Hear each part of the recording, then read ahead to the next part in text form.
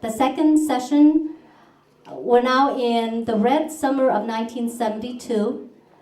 Our moderator, Dr. Mark Moyer, will introduce the panelists who will take you on a roller coaster back into the Battle of An Loc.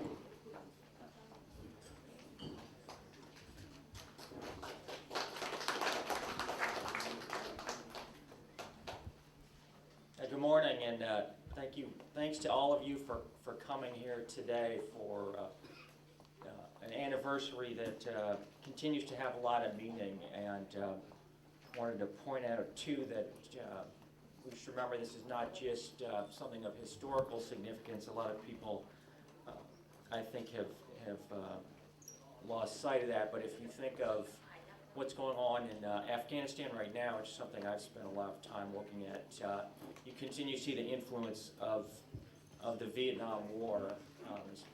Some of you may know General Petraeus, commander of Central Command, wrote his PhD dissertation on the Vietnam War and has continued to think about that. And General Casey, the Army Chief of Staff, was the son of the most senior ranking American officer to be killed in the Vietnam War. General Stanley McChrystal is also the son of a Vietnam veteran. I had the good fortune to talk with him in January when I was in Afghanistan, and we talked quite a bit about Vietnam. And so it's important, again, not just from the historical perspective, but also in terms of how we think about how we deal with the nation's challenges today. We are going to be talking about the Easter Offensive, which I think is really the single most underappreciated event of the Vietnam War. Many histories of Vietnam War, and certainly in the popular consciousness, there's kind of a big gaping hole between the Tet Offensive and 1975. And again, we hear a lot about how the South Vietnamese were not viable, did not have viable armed forces. But I think Easter Offensive is really conclusive proof that they really were competent, capable.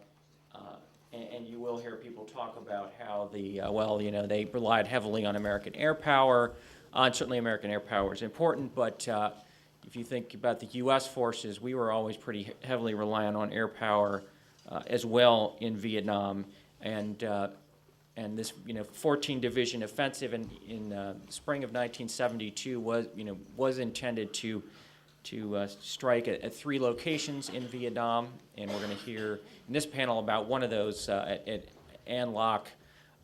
In each of those cases, ultimately, the North Vietnamese were defeated. And we have on our panel today a couple of people who were there for this event. We're going to go in the order of the program. Dr. Jim Wilbanks was an American advisor there at the time and an eyewitness to these events, has written a terrific book on the Battle of An Loc. Our second speaker is going to be Dr. Stephen Randolph, who's written a terrific book about the Easter Offensive, and he's also a veteran of the Air Force. I'm not going to go through the full biographies because we are a bit pressed for time. You have them printed in your program. We also have two of the leaders of the 81st Airborne Rangers, and unfortunately, Colonel Huang was injured in a car accident last night and will not be able to join us. But we do have Lieutenant Colonel Lan, who will be speaking here about their participation in the battle. So we are asking everyone to keep this to 15 minutes of presentation. Hopefully, we'll have a little time for Q&A at the end. We do need to wrap up by 12 o'clock in order to have the lunch. So we will start with Dr. Wilbanks.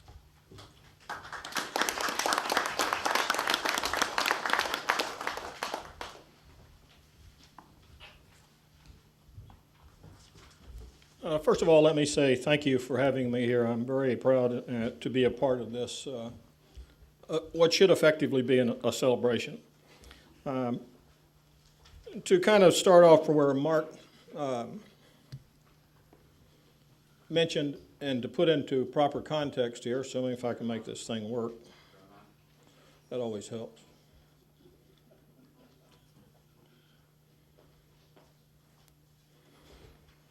Of course, this battle takes place in 1972 as part of the 1972 Eastertide Offensive, a massive three-pronged conventional attack designed to destroy South Vietnamese forces, seize territory, discredit Vietnamization, and topple the Saigon government. 3 near simultaneous attacks, one in the north at Quang Tri, 3 days later in Ben Long, and shortly thereafter in the Central Highlands against Kon Tum. Altogether, the NVA committed 14 infantry divisions, 26 separate regiments, more than 120,000 troops, and 1,200 tanks. In Military Region 3, the plan called for a 3-division attack. The 5th BC Division would take the 5th ARVN Division outpost at Loc Ninh. That would be used as a base for a main attack on An Loc by the 9th BC Division, while the 7th NVA Division sealed off QL-13 to the south to preclude reinforcement. The order of battle in Military Region 3, or at least in Ben Long Province. These are the estimated troop strengths before the battle began. About 35,000 North Vietnamese troops. The number of South Vietnamese troops is a bit problematic. That depends on what time you're talking about once the battle is joined. But essentially, elements of General Le Van Hong's 5th ARVN Division, a task force from the 18th ARVN, several Ranger units, the sector troops, and ultimately the 1st Airborne Brigade with the 81st Airborne Rangers. A situation then by the 1st of April, 9th Regiment Task Force 15 were in Loc Ninh, along with the 74th Border Ranger Battalion. The 7th is operating to the west of An Loc. The 8th Regiment is Dao Tiang when the battle starts, or in the first part of April.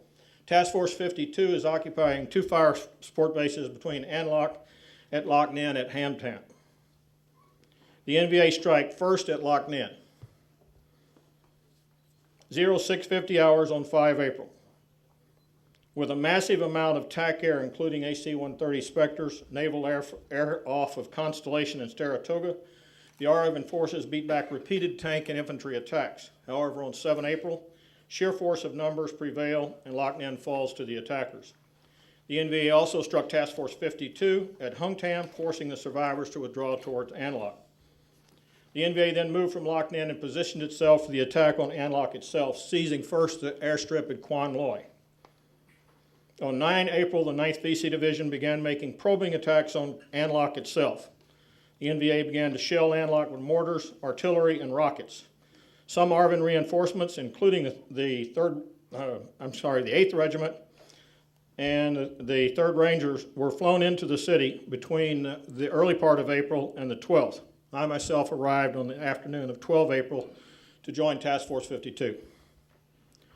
The first attack on An Loc itself came in the early morning hours of 13 April. They opened up with recoilless rifles, rockets, tanks, guns, heavy artillery, rockets, and mortars. 7,000 rounds fell on the city during the next 15 hours. After dawn, the attack began. Infantry and tank attacks came from the north and the east, with extremely bitter fighting that was almost hand-to-hand in many cases, and certainly house-to-house and street-to-street. There was a massive amount of tactical air support that showed up to assist the ARVN defenders in the desperate battle. This also included B-52 attacks, which were hitting the staging areas. The battle lasted nearly 3 days. The NVA took the northern half of the city. The ARVN were forced into a perimeter in the south. 23 tanks were killed during this battle inside the city, but the outcome of the battle itself was very close. 1 tank was killed just outside the 5th ARVN Division command bunker. The situation improved on 14 April somewhat when the 1st Airborne Brigade and the 81st Airborne Rangers arrived in the high ground to the east of the city. This first attack sort of set a pattern that would follow in the next months. Heavy and continuous shelling, tank-led ground attacks, the defenders fighting hard to hold their positions, massive amounts of U.S. air support supporting the defenders, and the attacks turned back after desperate fighting.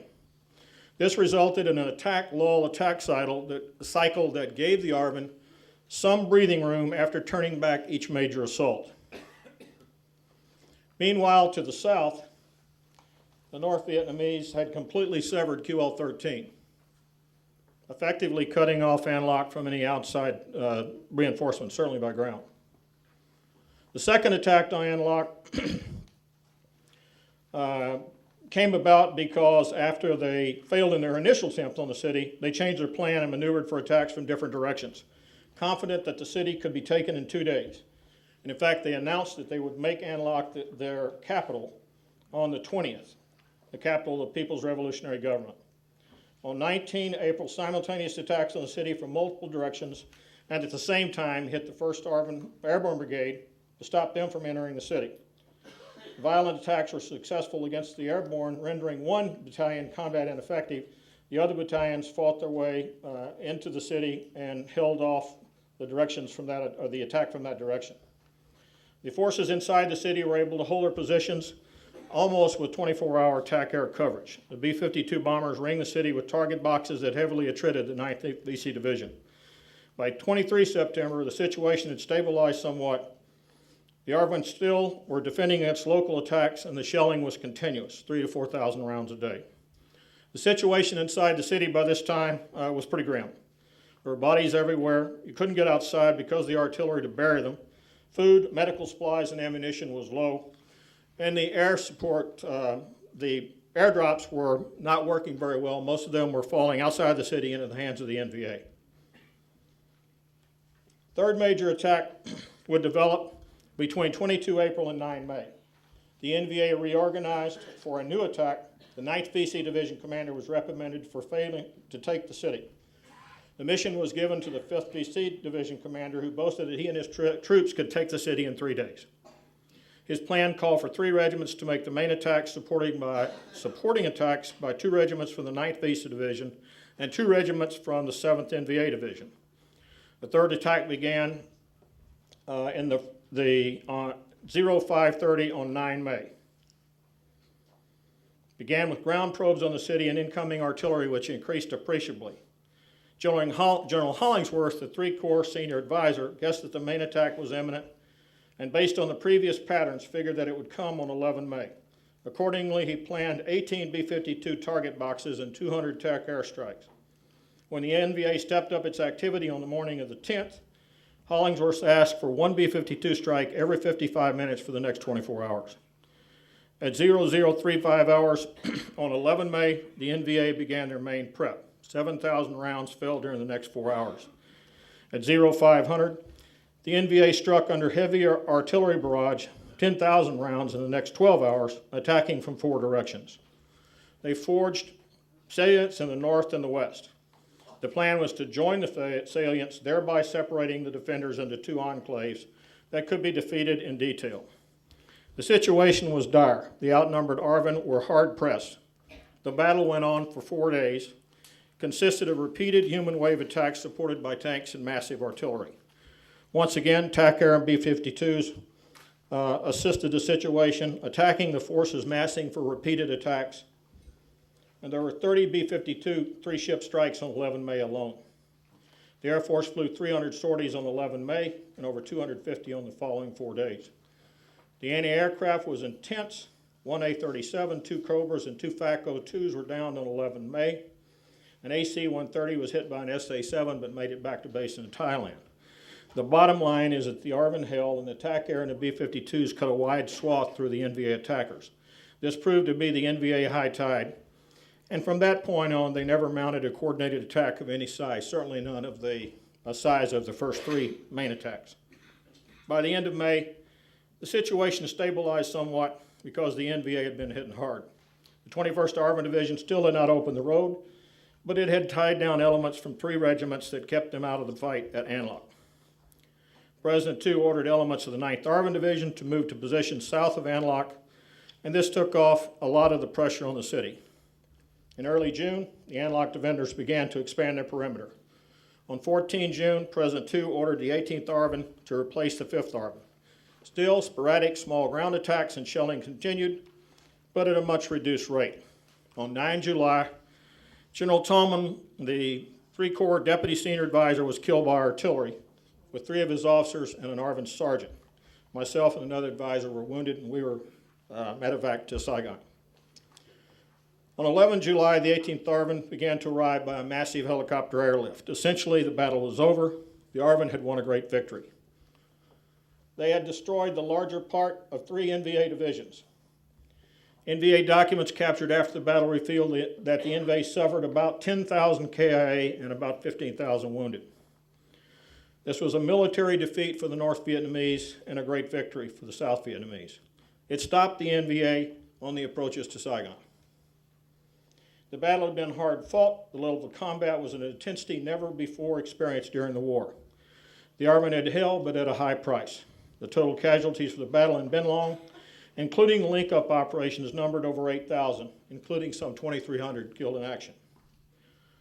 The role of air support cannot be underplayed.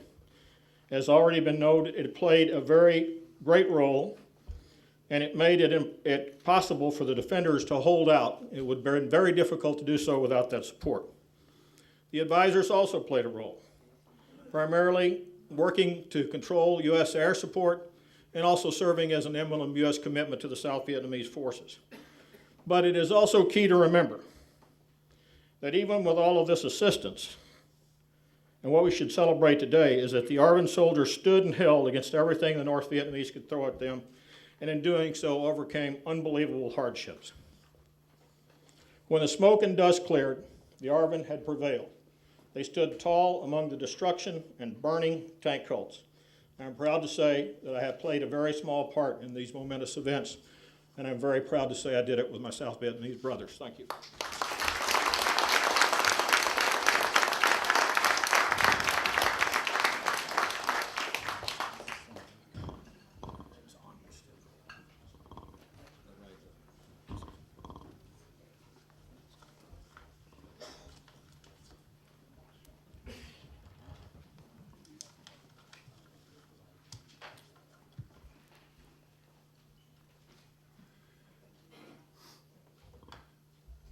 I'm Steve Randolph, retired colonel, now a professor at the National Defense University. And I probably should start by explaining the title. It was an act of desperation. We're getting close to this conference, and Jay demanded a title from me. And about all that I knew at that point was that I'd be following Jim, and that Jim would cover the background of the battle in a way that I couldn't and wouldn't want to try to match or follow. And so I knew that I would build on that somehow. And so the title preceded actually my thought on what to do with the subject. But I'm happy to say that as I developed it, I think it was along the line exactly of what Ambassador Jim talked about today. You know, that there was an immense amount of bravery and commitment on the part of the soldiers in this campaign that can never be underestimated. And what I will try to do in my talk today is to talk about the context in which that commitment was demonstrated.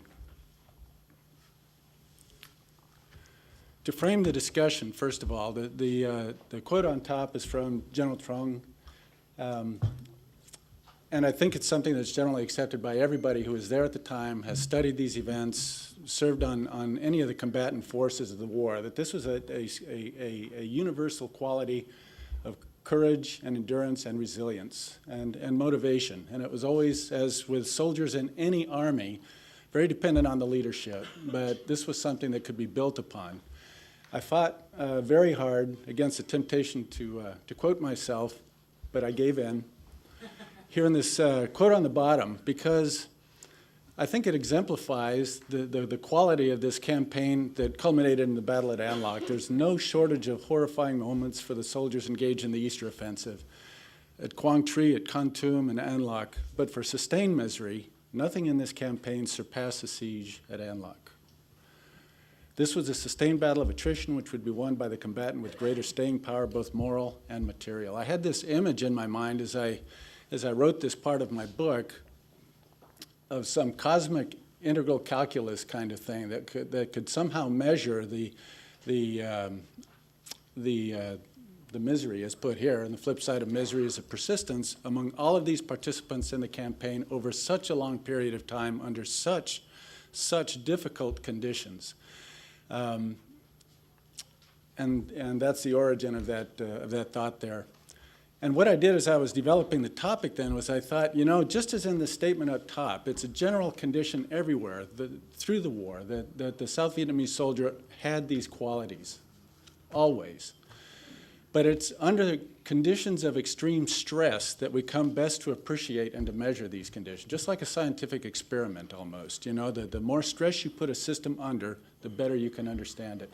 And the same is true not just of this quality, but of the broader context of the war. And it's by examining, I think, this campaign that you understand how things were developing in 1972. And so it's that context that I'll talk about here for the next few minutes. Nixon's war through the prism of the An Loc campaign, because all of us, you know, as we honor the people who have participated, try hard to understand the course of events and how they progressed over time beyond this campaign. First of all, at the strategic level, this expression, bigger fish to fry, is one that President Nixon loved to use. He mostly used it about the Soviets and the Chinese when he talked about trying to coerce them into reducing their support for Hanoi. It was mostly pretty unsuccessful. But what you also find is that this is a two-edged sword. Just as Moscow and Beijing had their decision-making structures changed in this portion of the war, so did Washington. And I stumbled across a historian's dream. You know, those of us that do this stuff, you know, we labor through boxes and boxes of books, and there's never that culminating moment where everything becomes clear. But it happened. It happened. And you guys can all share this because this White House tape is posted online. November 18th, 1971, about 4:30 in the afternoon, Nixon is having a long, extended discussion with John Mitchell, and Kissinger comes in, and he says that we have found 4,200 North Vietnamese trucks in 5 truck parks within 30 miles of Hanoi. And we need to strike them within 72 hours, because after that point now, this is November of 1971, they will disperse, they will start carrying cargo down the Ho Chi Minh Trail, and killing these trucks in Laos is a lot harder than killing them in truck parks in Hanoi. And then the ensuing discussion goes on for about 5 minutes, and Nixon and Kissinger address this policy option. And this is a controlled experiment because it's got to be done now. It's either hit or not. There's no waffling on this one. And Kissinger says there are 2 advantages to executing this attack. One is the military advantage, and the second is because your reputation for ferocity is a very important asset. And Nixon accepts these arguments. He says the first one is not so important, but the second one, that is decisive. But then he thinks a bit further, and then he notices that within 10 days, the Americans and the Chinese are going to jointly announce the upcoming summit in Beijing. And Nixon was very concerned that if they executed airstrikes around Hanoi, that might give Beijing an excuse to back out from this announcement. And so after they worked back and forth through these options for a bit, the decision was not to execute the strike, let the trucks disperse, feed them into the Ho Chi Minh Trail, and protect this larger foreign policy interest, this bigger fish to fry. The other point that I would mention in this connection through this period of time that, again, is part of the context of this campaign, and it's a point that Dale Andrade made in his really, really beautifully done book on this campaign, is in the 3 months prior to this campaign that led to this battle at An Loc, the Americans withdrew about 53,000 troops from MR3. That is a lot. And by the time you get to this point in the war, first of all, everybody knew that there was going to be a spring-summer offensive. It was uncertain where, with what weight, with what duration, with what weapons, but everybody knew there'd be a strategic offensive. And in the face of that, to continue a withdrawal on this scale is really a telling comment, I think, on American policy in this moment. The other thing to remember, though, is that by the time you get to this point in the war, you're not just withdrawing, shouldn't say just withdrawing, you're not withdrawing so much combat forces, you are now getting deep into the headquarters and the planning cycles and the operations and intel. And what happens during this period of time is that you seriously dislocate these structures of command that have been executing the American war in Vietnam since 1965. And so when the operation kicks off in late May, early April, as Jim just talked about, the response on the part of the Americans was halting. It was inefficient. It was slow to generate effective power. And Kissinger, at one point early in this operation, in early April, he goes into Nixon and he says, "It is my feeling that there is a blight on this operation," just as in Laos, in fact, referring back to 1971. And his imputation was that there was a lack of commitment or courage on the part of the American forces supporting the defenses. But that wasn't it. The blight was actually in the inefficiency because of these broken processes, broken structures that were now in play at that portion of the war. The next point that as we move on down, Jim and others have made reference to this at the theater level. Now you're talking about sort of the core level relationships and capabilities. The course and extent of Vietnamization. By this point, America has been withdrawing for about 3 years, and the end of the American war in Southeast Asia is coming into view. It's about 6 months out. And at this point of extreme peril, and Jim mentioned this, I think, you know, you look at the capabilities that were uniquely provided by the American support forces, and it's important to recognize that these, at that point, would never be resident in the South Vietnamese forces. And what were these capabilities? The B-52s, okay, and that is a weapon that Jim emphasized, absolutely devastating. Beyond that, though, unless widely recognized, are the F-4 sorties, again, that Jim mentioned. That's 300 a day for a week. And that's especially important because by now, as I'll get to here in a moment, the North Vietnamese have introduced the SA-7, the surface-to-air missile, shoulder-fired infrared, which absolutely denies most of the existing aircraft in the South Vietnamese inventory the ability to operate in that arena.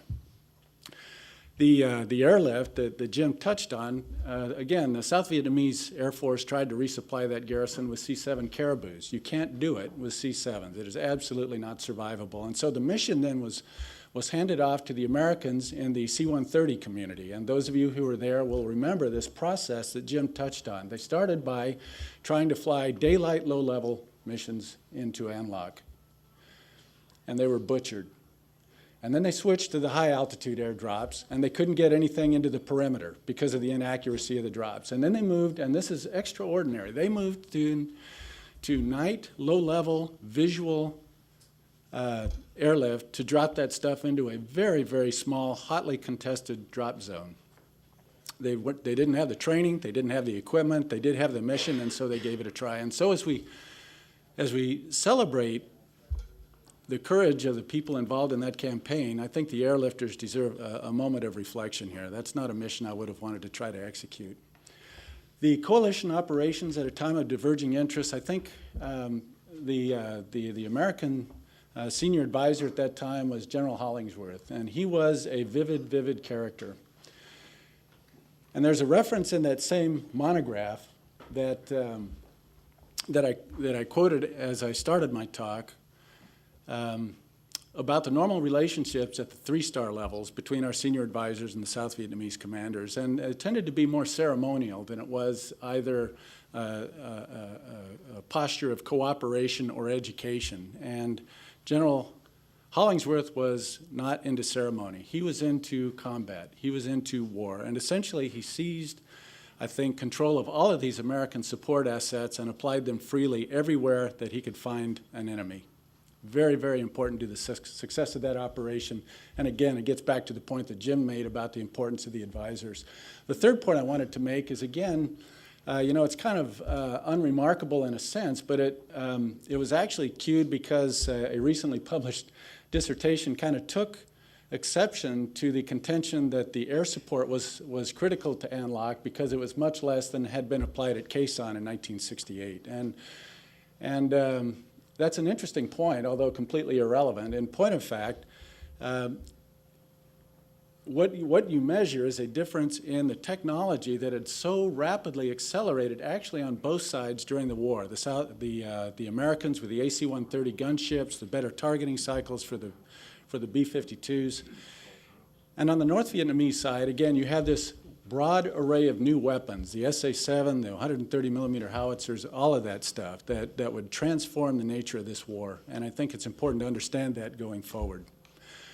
The last thing I think that I wanted to touch on here in any measure of detail, or actually just to comment on it, is because it is part, as Mark mentioned, all of us are coming to think about the lessons to be learned from this experience in the terms of these conflicts that we are now engaged in, you know, in Afghanistan and Iraq. And these broad patterns, they recur. And one of these patterns is this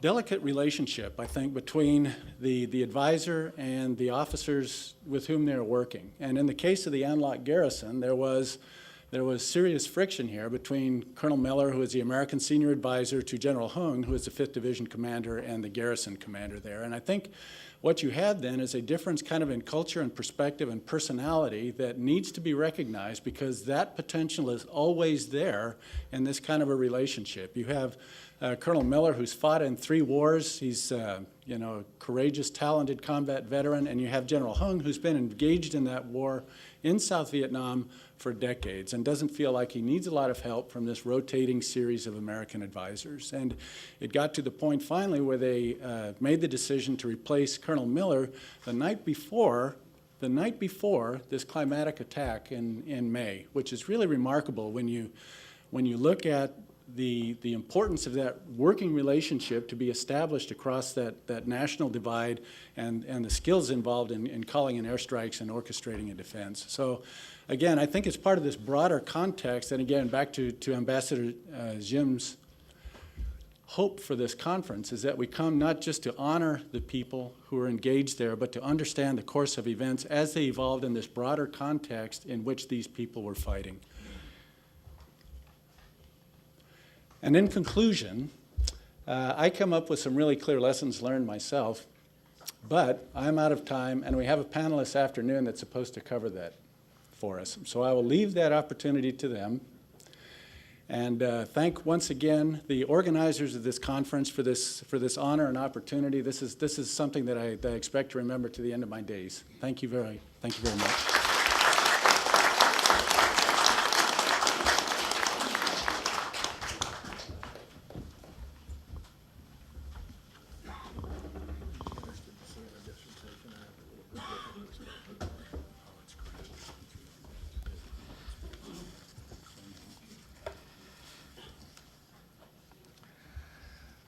Ladies and gentlemen, my name is Len Nugent. I'm the Deputy Commander of the 81st Airborne Ranger Group. And today we're supposed to have my commander, Colonel Hong. He's from California, flew over here last night.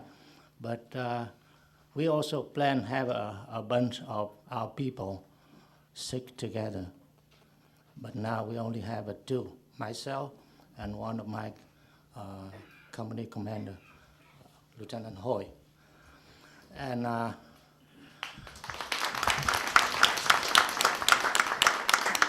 from the accident last night, my commander, Colonel Hung, and one major, and another commander of my group was injured badly. And that's why I'm here by myself and my lieutenant to run the show. But anyway, I think that today we fought in the past, but we still fighting to have some good result in the American opinion about the war and how we fought in that war. Because after the war, there are many misconceptions that the war was lost because of our part, the South Vietnamese army and our government. That is not the truth. So, first of all, I would like to thank all of you to work so hard to bring us this occasion for us to speak the truth. Okay, next. I'm covering the Battle of An Loc, and luckily I have Dr. Jim and I forgot your name. Both our gentlemen have covered a lot about the fact and all the situation surrounding that battle. So I might have time to have some story to tell about that battle. First of all, let me introduce ourselves, the 81st Airborne Ranger Group, who we are. Remember that in 1970, the Vietnamese Special Forces were dissolved because something between the CIA, between the support from U.S. Army to our Army. So the Vietnamese Special Force dissolved. And from that on, 1970, we formed the 81st Airborne Ranger Group by collecting the two best units of that force, the 81st Airborne Battalion and the Delta Group.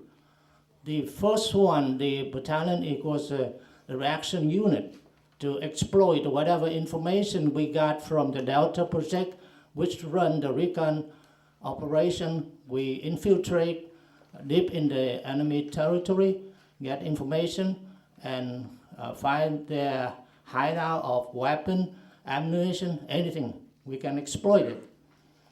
So after forming, we as a group, starting about 800 up to 1,000, and at the end of the war, we expanded to a large unit, about brigade side, about 3,600 people. We have under command of Colonel Hung and myself as the deputy commander. So, you might ask that, what could we do when we run operation around the country and always win the battle? How? I just want to state that even that with the equipped convention weapon like any other unit of the South Vietnamese Army, we could run some kind of operation uniquely, like we run small team operation and immediate execution of a surprise attack with our own strength. We always avoid using artillery or airstrike so not to cause civilian casualty or damage to the property of the civilian of the population. Another uniqueness of us is we operate inside the enemy area without support of any friendly unit. And our specialty is we always try to fight the enemy at night in the darkness and surprise attack. That's our tactic. Now let's go back to the Battle of An Loc. I'm very thankful to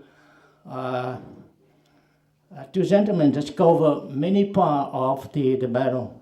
So I would not want to go into detail, but just go past generally.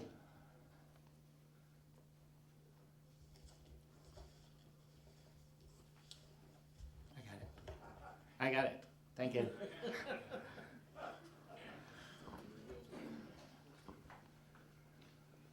That slide shows our uniqueness that I just talked about.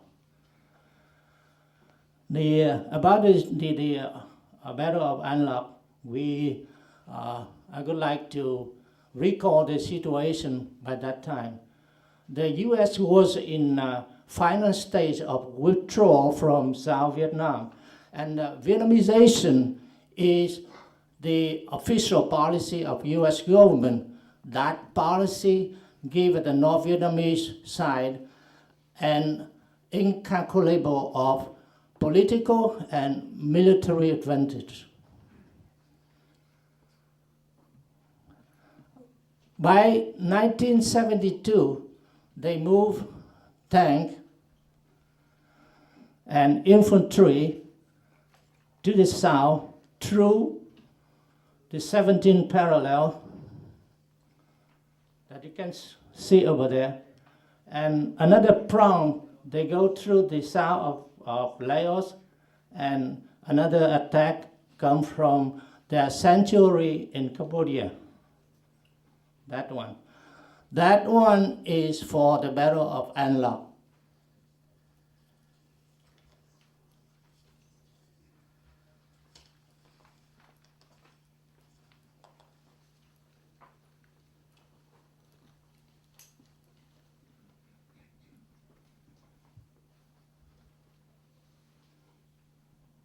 I got it.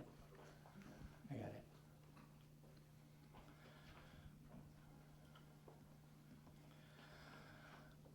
The communists engaged into the Battle of An Loc. They consist of 4 divisions. The 3 of them infiltrate from the north, which is the 5th, the 7th, and the 9th Division. They are also reinforced by the Binlong local division. They have also an artillery division, a tank regiment, 2 additional infantry regiment, and separate special unit, and some sapper unit, and a support group. On our side, the Vietnamese force, they only have 1 infantry regiment of the 5th Division and 2 Ranger battalion. The force compared to each side, the number might be not matched with Dr. Wilban or the gentleman we just talked about, because we have a different source of information. But I can say that the equivalent of their forces compared to our forces, 36,000 to 6,000. And they have a lot of artillery, tank, support, any kind of support, high-tech support from the communism, China and Russia. We have none. We have only 2 artillery inside the battle, but those 2 were destroyed.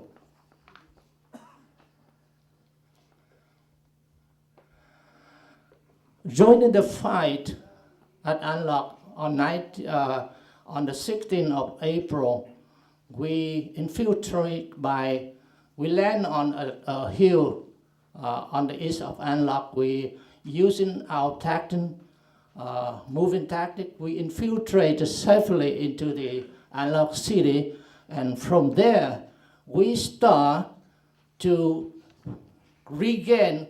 We occupy the whole half portion of the city just by one night into the battle.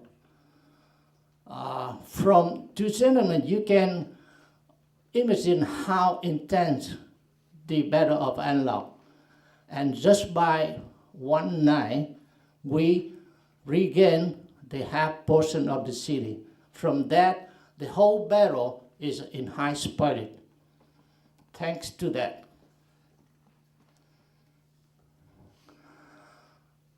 During the fighting, we have 68 of our men killed, and more than 2/3 of us injured, and most of the injured men continue to fight, because we have to fight or we died. And during the fighting, 68 of our men killed was, we had to think of some solution. So we take the time between the wave of artillery shell from the enemy to dig the hole to bury our people during the night. And also we build a cemetery that you see over there during the fighting. That act became famous in the history, thanks to the one lady. She was trapped in the battlefield. She was wounded by the artillery, and we saved her, we care for her, and also we care for many other civilians. By watching our men fighting, being killed, and try to bury their friend, she's so emotional. She come up with 2 famous verse that we say, I say by Vietnamese, An Loc địa sử ghi chiến tích, biệt cách dù vì quốc vong thân. It means the history will remember those of 81st Airborne Ranger Group joining the fight to protect the people in the Battle of An Loc, and she's now living in California. In the Battle of An Loc, we saved many civilians, but nowadays we only got a picture of a few of them. That women hold her baby without food for 2 months. And that the T-54 tank that we destroy in one of the way of their assault, the man in front of it is one of my NCO. He now is living in California. And the picture of two children is sister, and they hold their brother killed by the artillery in the underground dig-in, and that brother died in their hand, and with two of them, two little kids about 5 years old, and they have to wrap everything around them to survive in 2 months, include the 7 raw meat of the young chicken somewhere in the dig-in. And when we found them, the miraculous is because we all always care for the safety of the civilian. Instead of throwing grenade into the dig-in, we instruct our men very carefully when they attack something that they might have a civilian in that. By that caution, we save these 2 children. They now, I heard a story, they are sponsored to the U.S. somewhere in 1994, but we couldn't locate where they are now.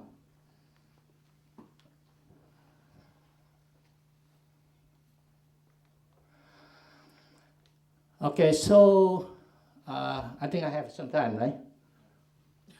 No? Okay, I'm sorry about it.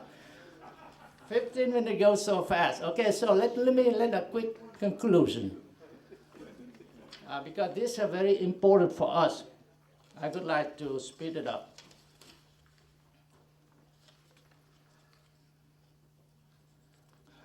Throughout the Vietnam War, our army never gave up fighting, because we know that giving up fighting that means that the end of our life in freedom. Yes, our struggle for the democracy and the integrity of our people for the free South Vietnam was wiped off from the work history record and book. So our children don't know what happened in the past for their parents. It's time to let history speak for the truth about the heroic sacrifice, the fighting spirit of the South Vietnamese soldier, and the courageous effort of the armed forces of the South Vietnam in their battle against the North Vietnamese army. It's time to recognize the Vietnam War was fought by the Vietnamese army. We cannot even deny the support from American, especially in this battle, like the 2 gentlemen mentioned. We have win the battle by our effort and also from the help from the air support. I work with Lieutenant Hawkins and Sergeant Yoder in that battle. We direct where the B-52 should run, and sometimes we run the B-52 very close to us. In the tactic, the B-52 only can burn on 2 kilometers from where the friendly units are, but we use something tricky between me and Sergeant Yoder to direct the B-52 very close to stop the mass assault of the enemy. The lesson learned from the Vietnam War, I would like to say over here, is this lesson should be applied to any country the U.S. plan or will plan to have the military support. We lost, but it was not, we don't have the gut to fight. We do. 58,000 of American soldiers died during the war, along with more than 100 of our soldiers died during the war. So let their sacrifice go in vain. We request the honest voice of all the American fighters who used to fight along with us, speak up the truth. Let bring up the truth. Let honor all who have fought for the Vietnam, for the freedom. Thank you.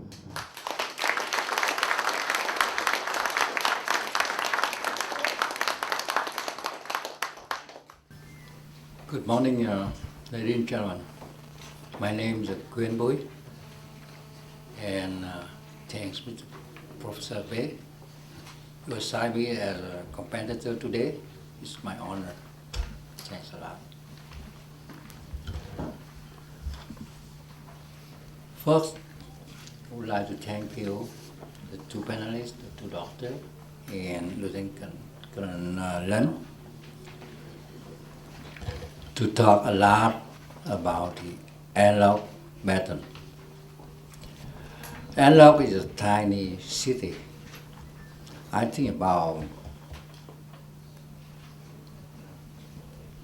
less than 2 square kilometers, okay? And north of Saigon, about 100 kilometers. And about 3 months, 4 divisions attacked that tiny city. And the defender only, I think, less than a division. And I had the opportunity to go with the airborne as an S3 of the 1st Airborne Brigade just about 3 days after the first attack in An Loc.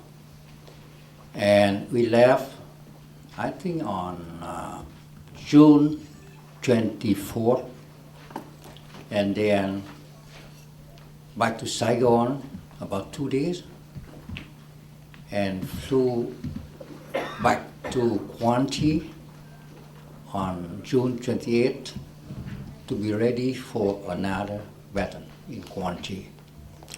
At that time, I was an executive officer of one battalion, and later commander of that battalion. The thing is that the first time we fought with tank in An Loc, at the first time. And the first time, you can say, as some rain during the summer, off and on, but that time, it rained off shell. And I can tell a little bit, some summary for the Battle of An Loc. Our armed force, we lost 2,280 killed in action. We had 8,564 wounded in action. We had about 2,000 missing in action. And we captured 56 prisoners. Whereas the communists, they left 6,464 bodies in the terrain.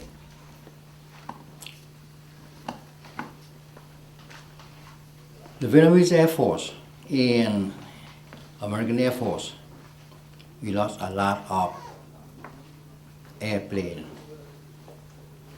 Okay. Even see that A-37 or Stinger or Cobra, we lost a lot. So that's a big battle. And some American authors said that that battle saved Saigon, that means save the country. And for Lieutenant Colonel Lân unit, when his unit entered An Loc, about 1 day after my landing in Windy Hill, he used his strength. It's a 550 guy. And when he left only 205 men out. That you can see what the fierce battle over there, only for a small unit. I hope that after this conference, all your audience have some new idea about how we fought during the Vietnam War. And I hope that maybe in West Point or from Pentagon, they will define a new kind of war, because that's the first time I heard during the Vietnam time that limited war or no winning war. I never heard in any military academy in the war, because of war, that victory, not no winning, not limited war. Thank you for listening.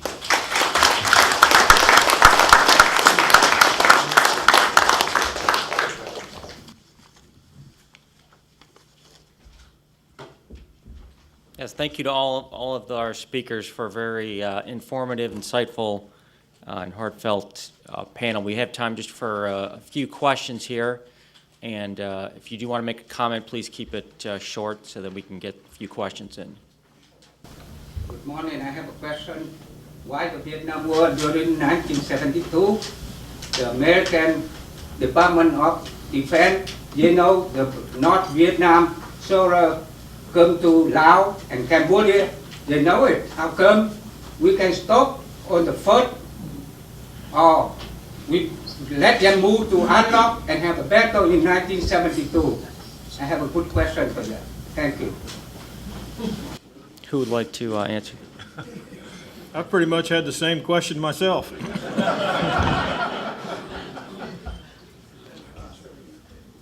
I answer? Well, let's let one of these practices policy questions. Well, I don't know how I got assigned to policy. Another on switch. Yeah, I don't know how I got assigned the responsibility to talk about policy here. I will say, first of all, through the rest of the Easter offensive, there was much better intel than there was in the case of An Loc about what was out there. I mean, the tanks, I think, were a genuine surprise to the folks in the defense. And why that surprise existed, that wasn't the Pentagon. As far as the folks coming through Cambodia and Laos, there was no lack of effort to try to stop those guys, believe me. You know, the effort expended in that interdiction campaign of these guys, and I honor very much the people who fought it, that was not a policy decision to let them in. It was just a question of limited means, I think, at that portion of the war. And there was a tremendous attrition on those North Vietnamese forces as they moved down into position. In the end, as in the case of An Loc, as a matter of fact, you need people on the ground to supplement the air power to actually create a decisive effect. There was just no way to seal off that area strictly with air power alone. Military guest, my sincere admiration to all the presentation from the panelist speaker, American and Vietnamese, for highlighting the courage, high morale, and sacrifice of the Republic of Vietnam Armed Forces. I think you are really the live witnesses of the history on Vietnam War, because you were the commander, advisor on battlefront, and you firsthand to saw how the South Vietnamese troops fought bravely and effectively against the enemy. So my question is, what, especially American passionate people, this is my question. What, my question is, what you all think about American public opinion when Bill O'Reilly, the anchor of the Fox News TV, who once said to Vietnamese, to American people that the Vietnam War failure because the South Vietnam did not fight for their freedom. So they don't have freedom now. But unfortunately, the President Bush has agreed with our comment. Thank you very much. Thank you for your answer. I'm not sure. I didn't properly introduce myself, given the fact that Jay Weiss was going to give me the hook here if I took too much time. But I'm the head of the Military History Department at the U.S. Army Command and General Staff College. I also teach at the University of Kansas. And in fact, I teach on Tuesday nights this term a Vietnam course. And I spend a lot of time during the course apprising my students, who are normally juniors and seniors in college, that the war did not end with the Tet Offensive, which seems to be the way most courses are taught. And we do extend into the period after the U.S. begins to withdraw. I also cover that very, very clearly in the history courses in the Command and General Staff College, both the required ones and the Vietnam elective that I teach. So I think there is, and additionally, there have been new additions to the historiography about the history of the war where the more fulsome story is being told, I think. But there is, I think, a lot of prejudice, bias, stereotypes that have to be overcome. And it's a slow process, but many of us are working on trying to correct that. Please, Steve. Yeah, just to add to what Jim said, I'm a professor, as I mentioned, at the National Defense University, and I have kind of a parallel experience. I work hard to research this war, try to understand it, try to present it to my students so they can understand it and draw the correct conclusions from it. I think, you know, there are a lot of people who work in the history of this war, and it has to be done very, very carefully because there are so many passions and so many emotions and such a complex, incredibly complex phenomenon that it just repays care and caution, and to be honest with you, it's something that just, you know, I think one of our, I guess, Ambassador Jim again mentioned, you know, coming to a consensus on a war this complicated and this filled with passion, I don't think it's going to happen. All we can do is try to record the truth and understand the truth, and that's what we're trying to do as a community. And I'll take the moderator's prerogative just to ask one quick final question. And several of you made the point about how important the leadership was, and this is a subject that I've spent a lot of time listening to, and certainly not all leaders performed equally. An Loc, certainly a case where there were lots of excellent South Vietnamese leaders, and I think better than we saw at earlier stages at the war. Anyone like to address why the leaders at this point in time may have been better than other South Vietnamese leaders, say in the early or mid to late 60s, for example? Yeah, that's a very complex question, I think, and I think looking at the macro sense, with the arrival of the first U.S. Marines and then everybody that follows in March of '65 and the following years, I think the focus was it slewed completely toward U.S. combat forces in the field trying to find the North Vietnamese and VC main force. And the advisory effort and everything to do with the ARVN, I think, took a sideshow. And I think that was a problem, and it's a problem that really doesn't redress itself until the U.S. forces leave and the South Vietnamese forces take over control of those AOs. That's when it certainly becomes clearer to folks like me, and I was a captain with 2.5 years in the Army. I wasn't advising Colonel Ten anything. He had been fighting longer than I'd been alive. So I learned a lot from him as well. But I think that once we put the effort back on the advisory efforts, you began to see, to get a better feel for what was going on in the ARV, and certainly when they were handed over the AOs. Steve? I think we're done. Okay, Okay, yeah, we are we are done. out of time. Do we have time? I think we're going to have to, as much as